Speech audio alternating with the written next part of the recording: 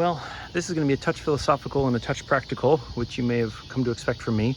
But I was just putting away the bikes and I thought, that could be a good video. Among all of the experience I've had so far in life, one of the most valuable was living for 3 years in Germany.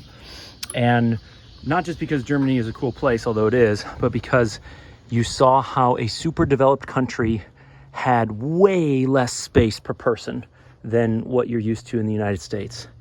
And this underground crawl, well, not underground, but this underhouse tapered crawl space is an example of something I learned in Germany.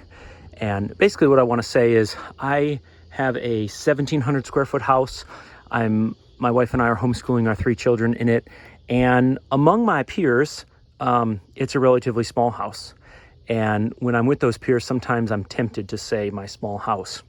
But having lived in Germany and having met friends there from East Germany and Eastern Europe, where an entire family of 6 or 8 or 9 kids grew up in a single living room that they converted to bedroom every night, you all of a sudden find yourself using different terms to describe your home.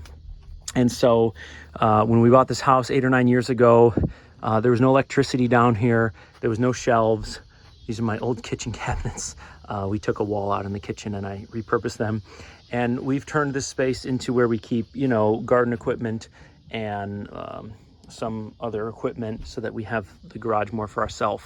And I was just putting away the bikes and it just hit me, the solution I came up with might be helpful for someone. So for about 5 cents in mason line string and some nails, I basically put up these quote unquote bike holders. So you basically just lift the front tire off the ground a little bit, hook the string on a nail, and the thing floats. And I did that for both my wife and my bike. And so for almost no money at all, and using a space that otherwise wouldn't be used for much, we have bike storage. So this video really isn't about bike storage. It's really just about encouraging you to think about the spaces that you already have instead of thinking that a bigger house is going to be a solution for you, and put some effort into making that space more usable. In our case, I basically used an angle grinder with a diamond wheel to cut away these footers. I have a civil engineering friend who gave me a recommendation on how far I could cut back before it would ever affect the actual structural integrity.